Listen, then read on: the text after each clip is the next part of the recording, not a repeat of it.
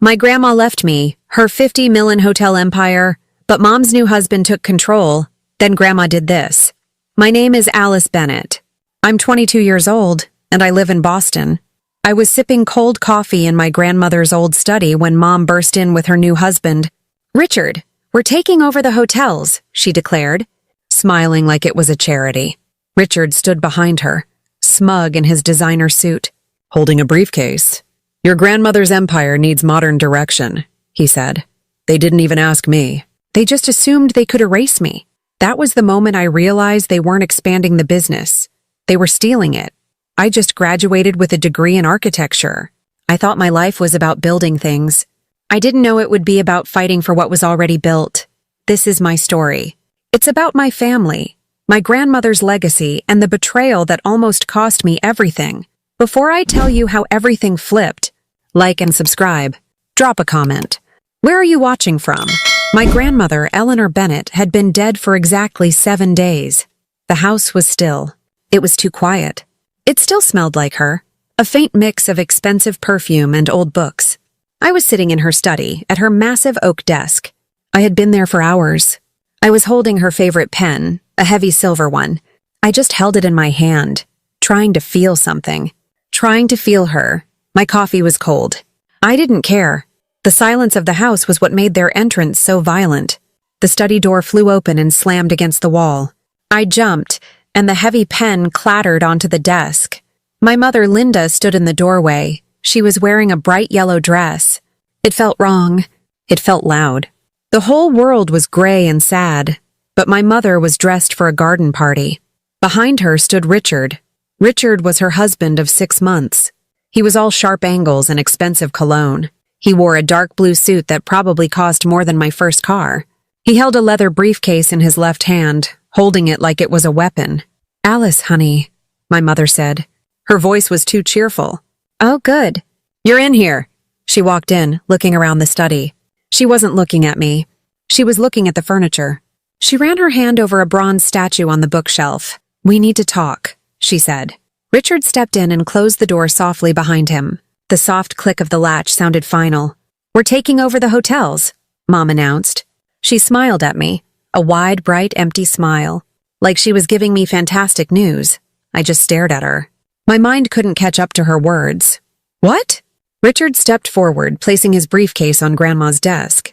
He pushed aside a stack of her old notebooks to make room. I flinched. Your grandmother's empire needs modern direction, Alice, he said. His voice was smooth like oil. It's all a bit dated. We're going to streamline things. Streamline? I finally said. My voice was a whisper.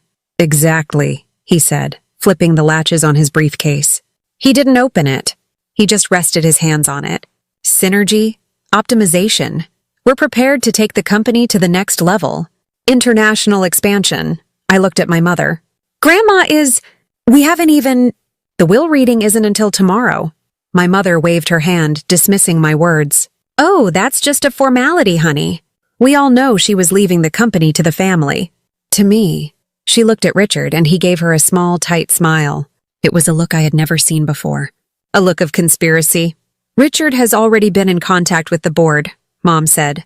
He's been working on this for weeks. We wanted to wait until, well, we wanted to wait. But the business can't wait for grief, Alice. My stomach turned cold. For weeks? Grandma had been sick for months, but she had only been in the hospital for the last 2 weeks. He had been planning this while my grandmother was dying. You've been planning this? I asked. Richard laughed. It wasn't a nice sound. Alice, this is a $50 million corporation. It's not a lemonade stand. It needs strong, experienced leadership, not a child who just finished college. A child. That's all I was to them.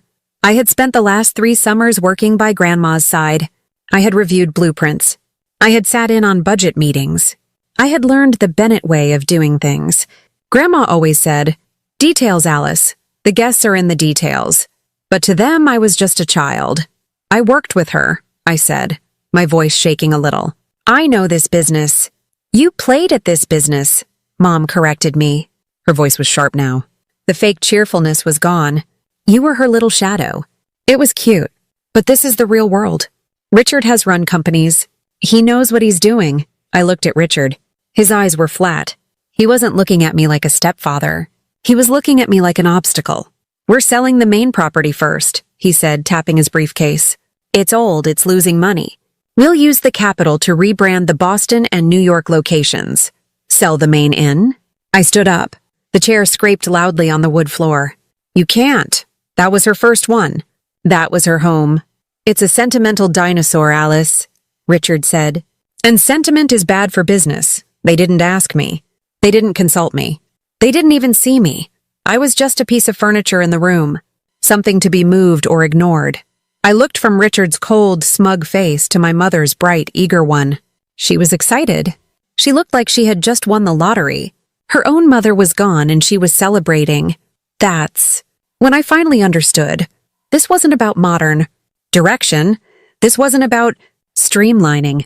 This was a theft. My mother and her new husband weren't just taking over the company. They were erasing my grandmother, and they were erasing me. "Get out," I whispered. "What did you say?" Mom's smile vanished. I said, "Get out." I pointed to the door. "This is her study."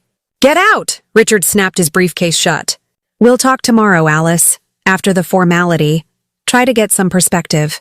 He put his hand on my mother's back and guided her out of the room. He closed the door, leaving me alone in the silence. I sank back into the chair. The room felt cold. I looked at the heavy silver pen on the desk. The fight hadn't even started, and I already felt like I had lost.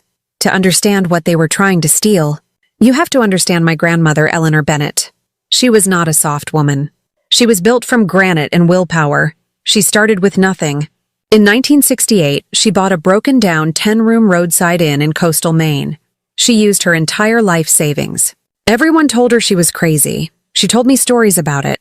How she scrubbed the toilets herself. How she cooked breakfast for the guests in the morning and did the books at her kitchen table at night. How a banker once told her to go home and bake cookies. She told me she smiled, thanked him for his time, and then went to his competitor and got a loan to build a new wing. She put that first banker out of business a decade later. That one inn became 2, then 5. 50 years later, Bennett Hotels was a $50 million chain of luxury boutique hotels. We had locations in Boston, New York, Savannah, and Charleston. Each one was unique. Each one was perfect. Grandma was brilliant. She was relentless. And yes, she was terrifying if you crossed her. She didn't shout. She would just get very quiet. She would look at you, and you would feel your entire backbone dissolve. She demanded excellence from her managers, from her staff, and from her family, especially from her family. My mother, Linda, grew up in that long, powerful shadow, and she hated it. My mom didn't want excellence. She wanted attention. While Grandma was building an empire, Mom was drifting. She tried being an actress. She tried being an artist. She tried being a lifestyle blogger. She married 3 different men looking for something. Money, status, and easy life. She never wanted to work. She just wanted the rewards of work.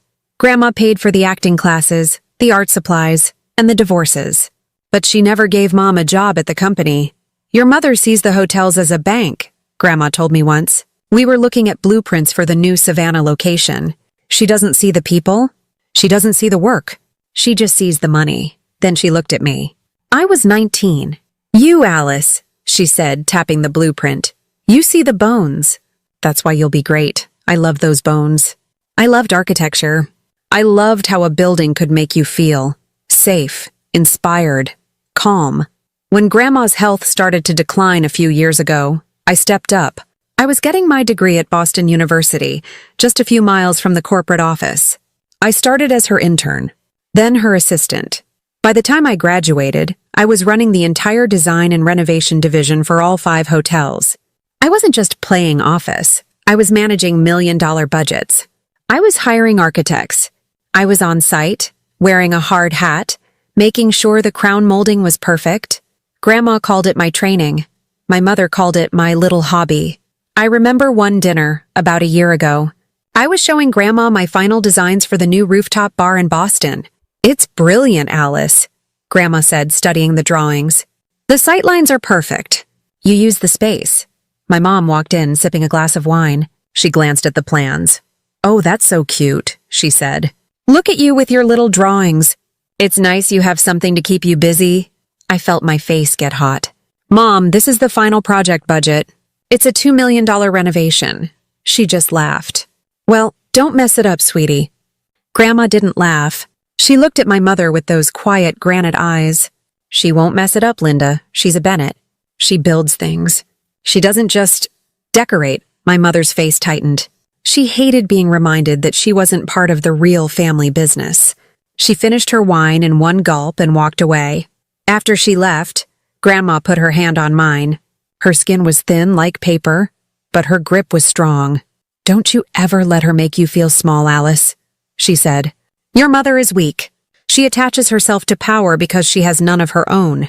Her words were harsh, but they were true. And as I sat there in the study, listening to my mother's footsteps fade down the hall, I realized Grandma was right. Mom had attached herself to new power. She had attached herself to Richard. And they were coming for everything my grandmother had built. The shift started when Grandma got sick. At first, it was just slowing down. She was diagnosed with congestive heart failure. Some days she was fine. Other days she could barely get out of bed. I moved back into the family home in Boston to help her.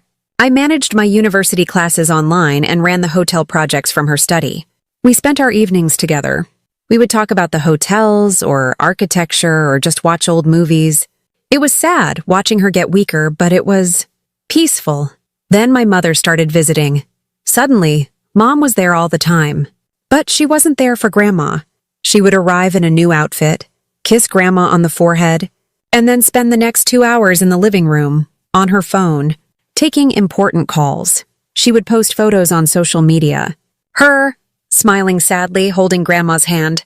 The caption would say, "So hard being a caregiver. Family is everything. Family first. Brave it made me sick." She wasn't a caregiver. She was an audience member. And then one day, she brought Richard. "Alice, Grandma, I want you to meet someone," she announced, walking into the sunroom. Richard glided in behind her. He was tall, tan, and had perfect bright white teeth. He wore a suit but no tie. He looked like a man from a magazine. "This is Richard Thorne," Mom said, blushing like a teenager. "He's a business consultant. He's amazing." Richard shook Grandma's hand. "Eleanor, a pleasure. I've heard incredible things." "Mr. Thorne," Grandma said. Her voice was weak, but her eyes were not. She studied him. "Richard is helping me with my lifestyle brand," Mom said. "Oh?" Grandma asked. "I thought that brand was..." On pause. "He sees its potential," Mom said. "He's all about streamlining assets. Leveraging core strengths." I watched Richard. He wasn't looking at my mother. He was looking around the room. He was looking at the paintings on the wall, the antique furniture. He was looking at the house. He was assessing its value. He turned to me and smiled. "And you must be Alice, the architect." "I'm a student," I said. Humble. "I like that." He winked. I didn't like him. I didn't like him at all. They got married 6 months later. It was a small fast ceremony at the courthouse. Grandma was too sick to go. I was the only one there. I stood as the witness, wearing a simple black dress. My mother wore white lace. It didn't feel like a wedding. It felt like a transaction. A merger. That night, they came back to the house for a celebration dinner. It was just the 4 of us. Richard was in charge. He opened a bottle of $500 champagne. He talked the entire time. He talked about synergy and optimization. He kept asking Grandma questions about the hotels. "Eleanor, have you ever considered franchising? You're sitting on a gold mine of untapped brand potential." "My hotels are not a franchise, Richard," Grandma said. She barely touched her food. "But the name is Bennett Hotels. It sounds like luxury. We could sell that name. Put it on towels. On bathrobes. On lesser hotels. We will do no such thing," Grandma said. My mother just giggled. "Oh, isn't he smart, Mom? He has so many ideas." Later, when I was helping Grandma to her room, she gripped my arm. Her fingers dug in. "Alice," she whispered. She looked scared. My grandmother never looked scared. "What is it, Grandma?" "He's not a businessman, Alice," she whispered, her voice urgent. "He's a shark. He's a shark that smells blood in the water. He's just..." "Slick," I said. I didn't want to believe her. I didn't want to think my own mother could be so stupid. "No," Grandma said. "He's dangerous. Watch him. Watch your mother. She's a fool, And he knows it. I wanted to tell her she was wrong, that Mom was just lonely, that Richard was just ambitious, but I didn't believe it. And she didn't either. Grandma died 3 weeks later. She passed away in the hospital, in her sleep. I was holding her hand. My mother and Richard were not there. They were in New York, scouting locations for my mother's brand. I called them. My mother sobbed on the phone. Loud, dramatic sobs. They arrived back at the house the next morning. I was at the kitchen table trying to make a list of people to call. I hadn't slept. My eyes burned. Richard walked in. He was wearing a crisp white shirt. He was freshly shaved. He was carrying his laptop. Tragic, he said, setting his laptop on the counter. Just tragic. My mother walked in behind him, dabbing her eyes with a tissue. Now, Alice, Richard said, opening his laptop. We need to discuss the leadership transition for the company. I just stared at him. The words didn't make sense. Leadership. Transition? I said. She just died. Last night. And the board needs to be assured of a steady hand at the helm, he said, typing. Business doesn't grieve, Alice. We need to announce a new CEO immediately to prevent the stock from fluctuating. He wasn't grieving. He wasn't sad. He wasn't even pretending. My mother blew her nose. Richard is right, honey. He's going to step in as interim CEO, just to stabilize things. He looked up from his computer and smiled at me. Don't you worry. Everything is under control. He wasn't comforting me. He wasn't mourning, he was celebrating. He had finally gotten what he wanted. The next day, we all gathered at the lawyer's office. The office was downtown, on the 40th floor. It was all dark wood and thick carpets. It smelled like old money and paper. My grandmother's lawyer, Mr. Harrison, had been her lawyer for 30 years. He was a small, neat man with wire-rimmed glasses. He looked sad. He looked tired. My mother and Richard sat in the front row of chairs facing his desk. My mother was wearing a white suit, a bright snow-white pantsuit with gold buttons. It was completely shockingly inappropriate. She looked like she was about to board a yacht, not attend a will reading. Richard was beside her, in his usual dark suit. He was pretending to comfort her. He had his arm around her shoulder, rubbing her arm. He kept whispering in her ear. He looked bored. He kept checking his watch. I sat in the back row, alone. I wore the same simple black dress I had worn to their wedding. It felt like the only thing I owned that made sense. A few other relatives were there. My great-aunt, who looked confused, and 2 cousins I hadn't seen in years. They just looked greedy. Mr. Harrison cleared his throat. We are here today to read the last will and testament of Eleanor Bennett. He put on his glasses and picked up a thick document. I'll skip the legal formalities and get to the bequests, he said. He read a few small items. Grandma left $50,000 to her sister, my great-aunt. She left $20,000 to her driver, Samuel. She left a collection of paintings to the Boston Museum of Fine Arts. My mother was tapping her foot. She was impatient. Richard leaned over to her. Get to the good part, he whispered. I heard him. Mr. Harrison looked up over his glasses right at Richard. He did not look pleased. And now, he said, his voice becoming very clear and loud, we come to the main assets of the estate. Specifically, 100% of the shares and all controlling interest in Bennett Hotels, LLC and its subsidiaries. My mother sat straight up. She actually stopped breathing. Richard leaned forward. He had a small, tight smile on his face. He had won. Mr. Harrison took a deep breath. Per Mrs. Bennett's final wishes, I read the following. To my granddaughter, Alice Bennett, I leave full, complete, and sole ownership of Bennett Hotels and all its subsidiaries.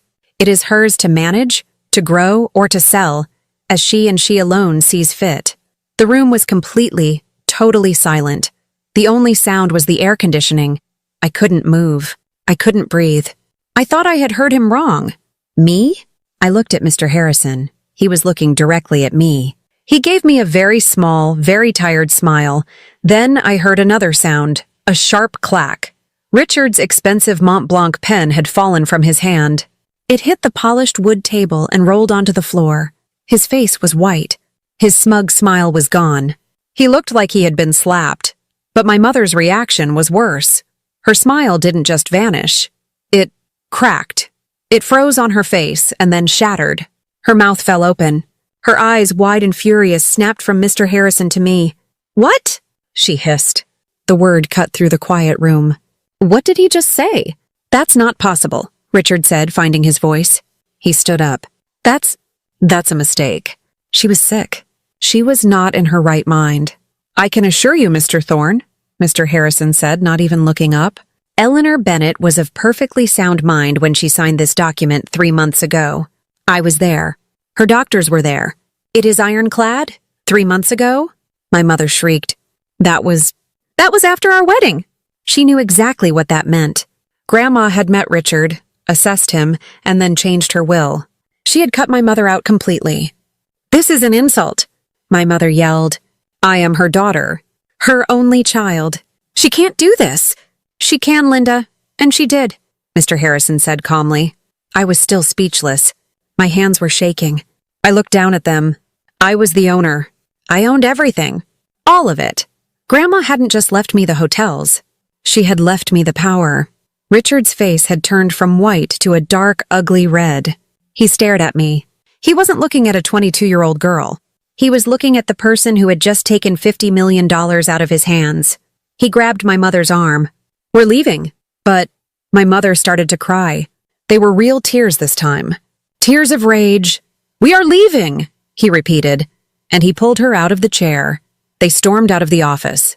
My mother slammed the door behind them. The other relatives started muttering. I just sat there. I felt cold. I felt terrified. It wasn't a gift. It was a declaration of war. And Grandma had just pushed me onto the front lines, alone. Miss Bennett? Mr. Harrison said gently. I looked up. Congratulations, he said. You have a lot of work to do. The will reading was a shock. But the real theft happened a week later. I tried to take control. I really did. I spent the first few days with Mr. Harrison going over the legal documents. There were so many papers to sign. I was officially the owner. I was the 100% shareholder. I was, on paper, the most powerful person in the company. On paper. The next Monday, I drove to the corporate headquarters in Boston. I was terrified. I felt like a kid playing dress-up. I wore my best black suit, one Grandma had bought me. I put my hair up. I tried to look older than 22. I walked up to the glass doors of the building. I held my old employee keycard. I swiped it. The light flashed red. Access denied. I frowned and tried again. Access denied. A new security guard I didn't recognize stepped out of the booth. Can I help you, miss? Hi, my keycard isn't working, I said. I'm Alice Bennett. He looked down at his list. He frowned. I don't have an Alice Bennett on the employee register. I'm the owner, I said. I felt ridiculous. He gave me a look. The sure you are, kid look. I need to see some ID and I need to call upstairs. My face burned with humiliation. I had to stand in the lobby like a stranger while he called. Yes, sir, the guard said into the phone. She's right here. Yes, I understand. He hung up and looked at me. His face was blank. Mr. Thorne's office is on the 10th floor. He's expecting you. Mr. Thorne's office? It was my office. It was Grandma's office. I took the elevator up. The doors opened. The 10th floor lobby was different. Grandma's style was classic. Warm woods, soft lighting, landscape paintings of her hotels. This was not that. The warm carpet was gone, replaced by gray, polished concrete. The walls were sterile white. The friendly receptionist, Maria, who had been with Grandma for 30 years, she was gone. A young woman in a tight black dress sat at a glass desk. She didn't look up when I walked in. I'm here to see Richard Thorne, I said. He's in a meeting, she said, typing. You can wait. I'm not waiting, I said. I walked past her toward the big double doors of Grandma's office. Hey, you can't go in there, she yelled. I pushed the doors open. I stopped. The entire office was gone. Grandma's huge oak desk, her bookshelves, her chairs, all of it. Replaced. Richard had installed a massive gleaming glass desk. There were black leather sofas, a giant abstract painting on the wall that looked like spilled ink, and Richard was sitting behind the desk. In the CEO chair, he was on the phone.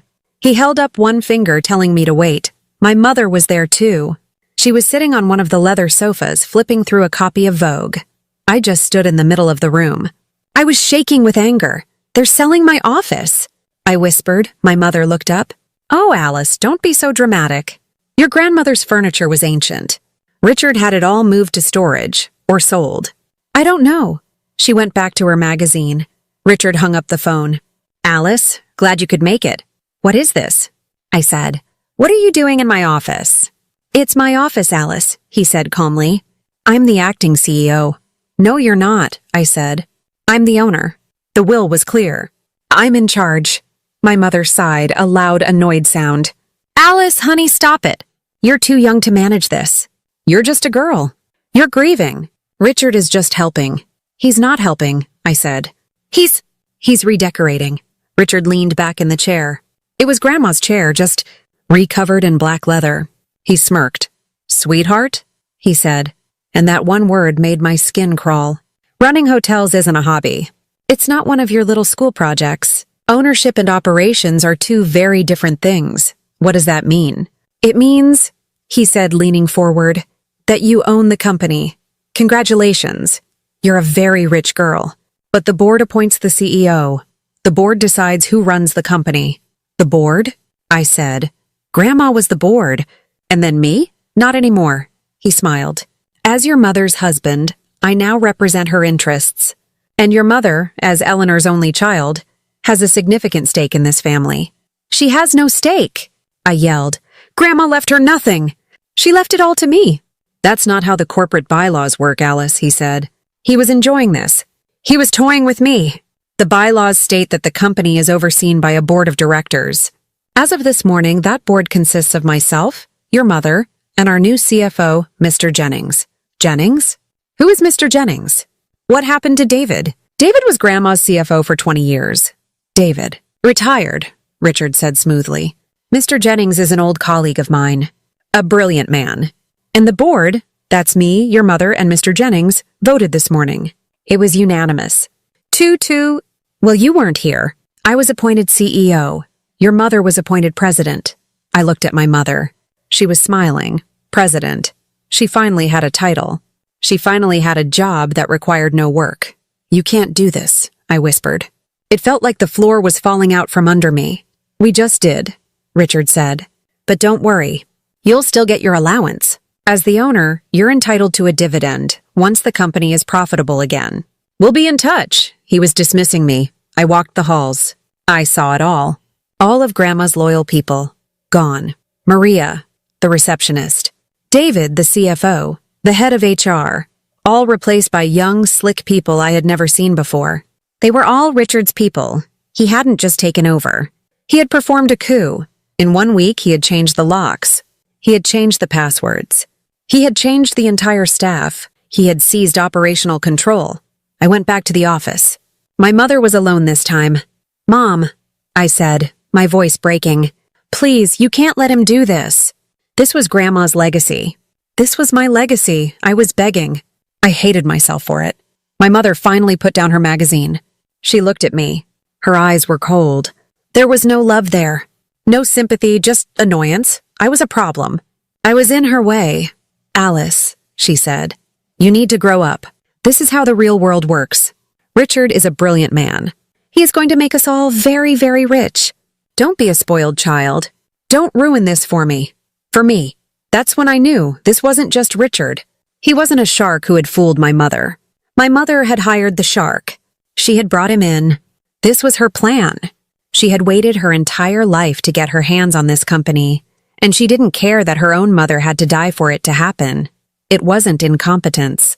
It was collusion. My own mother had just stolen my company, and she had looked me in the eye while she did it.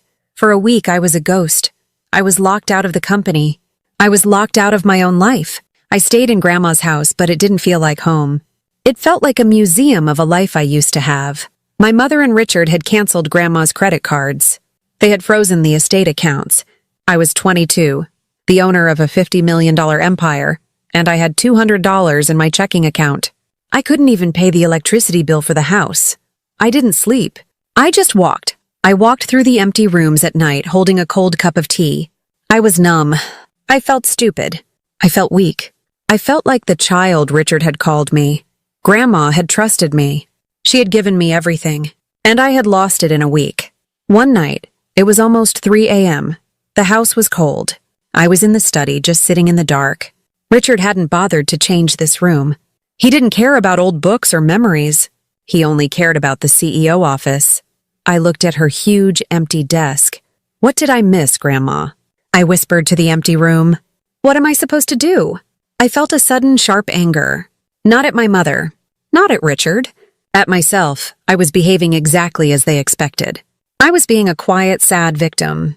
I was giving up. My grandmother, Eleanor Bennett, had never given up on anything in her life. I turned on the desk lamp. The warm light flooded the desk. I started to search. I wasn't looking for anything specific. I was just looking. I was angry. I pulled open drawers. Old pens, stationery, half-empty notebooks. I ran my hands over the wood. I had spent hundreds of hours in this room watching her work. She was always writing, always making notes, always hiding things. Never put all your secrets in one box, Alice, she used to tell me, tapping the side of her head. And never, ever trust a smiling man in a cheap suit. Richard's suits were expensive, but the warning was the same. I pushed on the back panel of the main drawer. Nothing. I knocked on the wooden legs. Nothing. Then I remembered. She had a favorite drawer. The bottom left one. It was always full of boring tax files. I never opened it. I pulled it all the way out. It was heavy. I set it on the floor. I reached my hand into the empty, dark space inside the desk. My fingers brushed against something. A small metal latch. I pulled it. I heard a click. A tiny hidden panel on the side of the desk, disguised as simple molding, popped open. Inside was a small, dark void. And in that void was a simple, old-fashioned wooden box. My heart was pounding. I pulled it out. It wasn't locked. Inside, there was a single item. It wasn't a diamond. It wasn't a stack of cash. It was a USB drive. A simple black plastic one. It looked cheap. Taped to it was a small white label. In my grandmother's sharp, clear handwriting, there were 4 words. In case of theft. My breath caught in my throat. I stared at it. She knew. She had known this would happen. She had known they would try to steal it. She had seen Richard for the shark he was. She had seen my mother for the fool she was. And she had left me this. I ran to my bedroom. I grabbed my old college laptop. My hands were shaking so hard I could barely get the USB drive into the port. The drive popped up on my screen. It had only one folder. The folder was titled, The Bomb. I clicked it. There were 5 files inside. The first file was a video. I clicked it. My grandmother's face filled the screen. She looked tired. She was in her hospital bed. The video was time-stamped. It was from 2 days after my mother's wedding. "Hello, Alice," she said. Her voice was weak, but her eyes were fire. "If you are watching this, it means I am gone. And it means your mother has brought that creature into my company. I'm so sorry, my dear girl. I am sorry I left you with this fight. I am sorry your mother is who she is." A tear rolled down her cheek. She wiped it away, angry at her own weakness. "But you are my granddaughter," she said, leaning closer to the camera. "You have iron in your spine. You just need to find it. That man, Richard, he is a thief. Your mother is his key. They will try to lock you out. They will call you a child. They will change the locks. Do not let them. I have left you the tools to win." She looked off camera. "Mr. Harrison, are you there?" My lawyer, Mr. Harrison, stepped into the frame. "I'm here, Eleanor." "Good," she said. "Now, Alice, listen to me. The other files in this folder are your weapons. Do not use them until you are ready to end the fight. 1 shot, 1 kill. I love you, Alice. Now go and save our company." The video ended. I was crying. Not sad tears. Tears of relief. Tears of anger. She hadn't abandoned me. She had been protecting me, even from the grave. I opened the second file. Bylaws, addendum. It was a long legal document. I scrolled through the pages of jargon. And then I saw it. A single clause. Highlighted in red. Grandma had written it herself. Mr. Harrison had made it legal. It was a trigger. It stated that the CEO of Bennett Hotels could only be appointed by the majority shareholder. That was me. It said any attempt to change the CEO or to form a new board without the written and notarized signature of Eleanor Bennett or her named heir, Alice Bennett, would be considered invalid. It said that if this clause was triggered, all corporate power, all bank accounts, and all leadership would immediately revert to the control of the majority shareholder. Richard's board meeting was a lie. His vote was illegal. His appointment as CEO was, legally, a fantasy. He didn't just steal the company. He had done it wrong. The third file was a letter to the real board. The investors. The old-timers who had been with Grandma for 40 years. It was a warning from her, telling them to trust me, and only me. The fourth file was a complete legal opinion from Mr. Harrison, explaining exactly why the clause was binding. The last file was a simple text document. It just had a single sentence. Board meeting, tomorrow, 9 a.m. Grandma and Mr. Harrison had planned everything. They knew Richard would move fast. They were counting on it. I held the USB drive in my hand. It was small, but it was a detonator. I stopped crying. I washed my face. I looked in the mirror. I was not a child. I was not a victim. I was the owner. And I was going to war. The next morning, I woke up at 6 a.m. I didn't feel scared. I felt cold. I felt clear. I put on the black suit Grandma had bought me. I put my hair up in a tight, severe bun. I put on red lipstick, just like she always wore. I looked in the mirror. I didn't see Alice. I saw Eleanor. I didn't take a taxi. I took Grandma's old car, a dark green Bentley. I hadn't driven it since her death. It smelled like her. I arrived at the corporate headquarters at 8:50 a.m. I walked into the lobby. The same security guard who had blocked me was there. "Miss, you can't," he started. I didn't slow down. I just held up my old deactivated keycard. "I am Alice Bennett, the owner of this building. Call Mr. Thorne, tell him I'm here. Or call the police and explain why you're blocking me." His eyes went wide. He picked up the phone. I didn't wait. I walked straight to the elevators and hit the button for the 10th floor. The elevator doors opened. The new cold lobby was there. The new cold receptionist was at her glass desk. "You can't go in," she yelled, standing up. "They are in a board meeting." "I know," I said. I walked to the double doors of the boardroom. I could hear Richard's voice inside. He was loud. He was confident. I pushed both doors open. Bang. The doors hit the walls. The room went silent. It was a long, polished table. Richard was at the head of it, standing. My mother was beside him, beaming.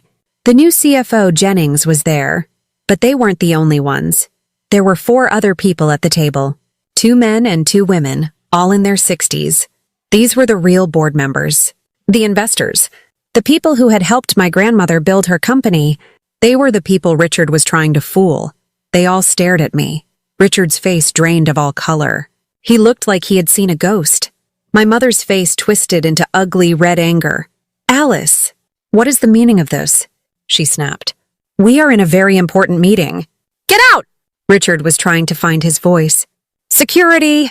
Get her out of here!" I just smiled. I walked slowly to the head of the table. "I don't think so," I said. My voice was calm. It didn't even shake. I looked at the giant projector screen. Richard had a presentation on. It was titled, Bennett Hotels 2.0 International Expansion. There were pictures of Dubai, of London. "You might want to pause that slideshow." "Richard," I said. I unplugged his laptop from the projector cable. "Hey!" he yelled.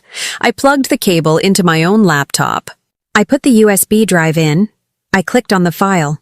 The red button clause from Grandma's bylaws flashed onto the massive screen. The words were huge. Invalid without the written and notarized signature of Eleanor Bennett or her named heir, Alice Bennett. I let everyone read it. The silence in the room was so heavy I could feel it. The other board members were leaning in. They were reading. One of the women put on her glasses. Richard was stammering. This is fake. It's not valid." She was sick. She was, "I am the CEO." "Actually," I said, "you're not." I looked at the oldest man at the table, Mr. Abernathy. He had been Grandma's first investor. "Mr. Abernathy," I said, "my grandmother left something for you." I walked over and handed him the printed legal opinion from Mr. Harrison. I had printed 5 copies. I gave one to each of the real board members. "That's a legal opinion from Mr. Harrison," I said. "It confirms that this clause is binding. It confirms that the appointment of Richard Thorne as CEO is, and I quote, fraudulent and invalid." Mr. Abernathy read the paper. His face was grim. He looked up, not at me, but at Richard.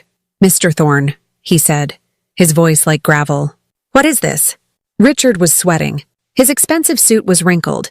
"It's a misunderstanding. This child." She doesn't know what she's doing. She knows exactly what she's doing, Mr. Abernathy said. He looked at the other board members. This document is ironclad. Eleanor's signature. Harrison's notarized. He stood up. He was an old man, but he seemed 6 feet tall. Richard Thorne, he said, you have been operating this company illegally. I call for a vote. All in favor of removing Mr. Thorne from his self-appointed position, effective immediately. Every hand on the real board went up. Richard sank into his chair. It was over. No, my mother screamed. It was a high-pitched, terrible sound. No, you can't. We're in charge! I am her daughter. She pointed a shaking finger at me.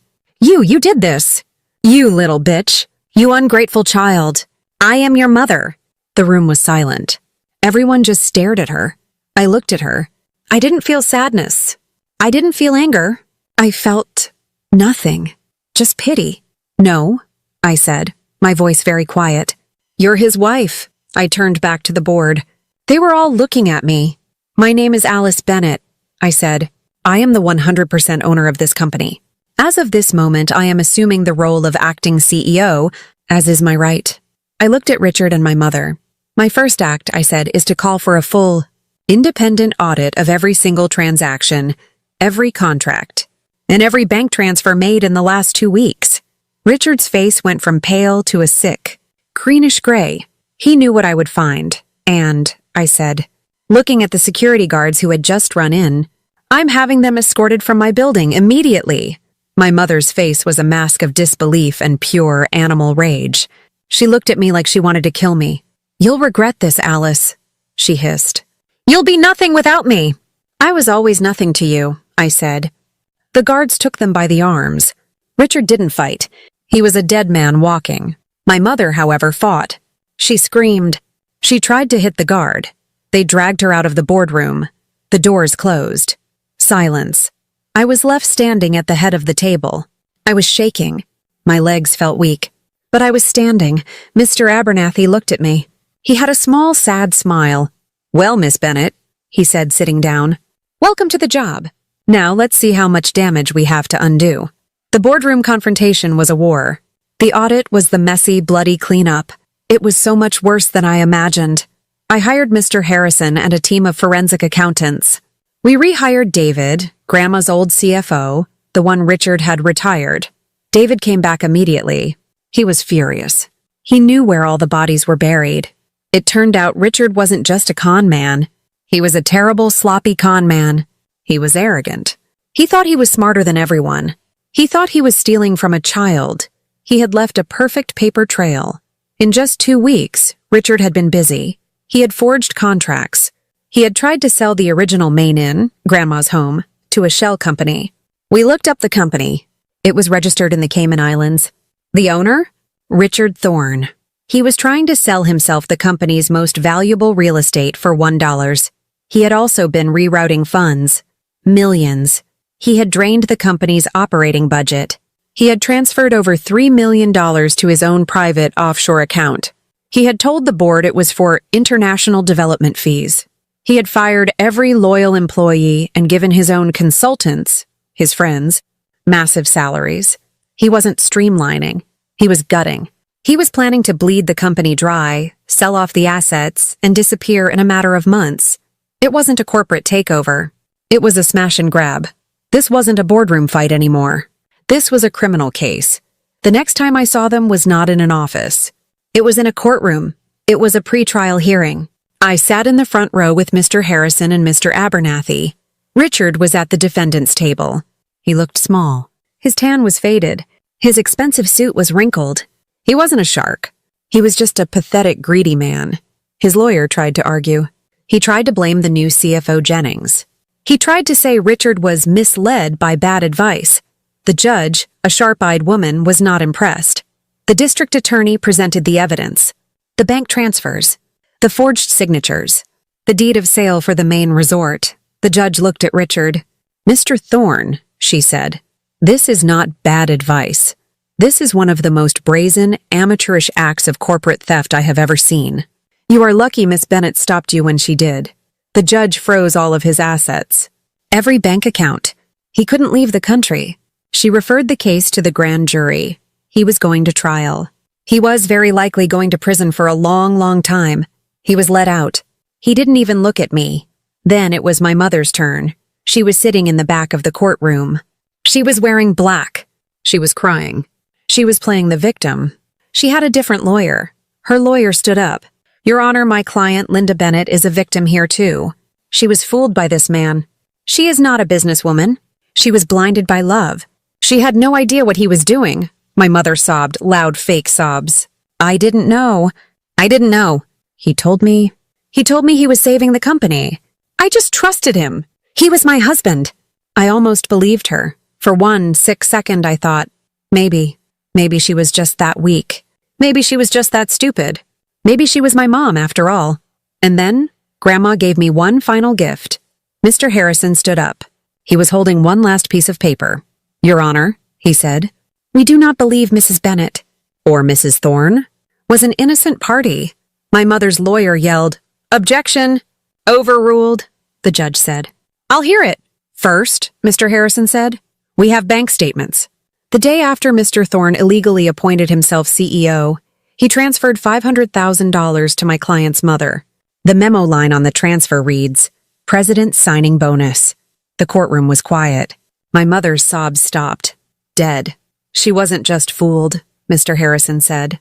"She was paid." My mother's head snapped up. Her face was not sad. It was stone. "And second," Mr. Harrison said, "there is the matter of Eleanor Bennett's will." He read a final clause. I had never seen it before.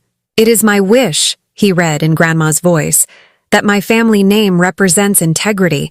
Should any member of my family, named heir or not, be found complicit in any act of fraud or malfeasance against my estate, they will forfeit any and all inheritance, trust, or stipend."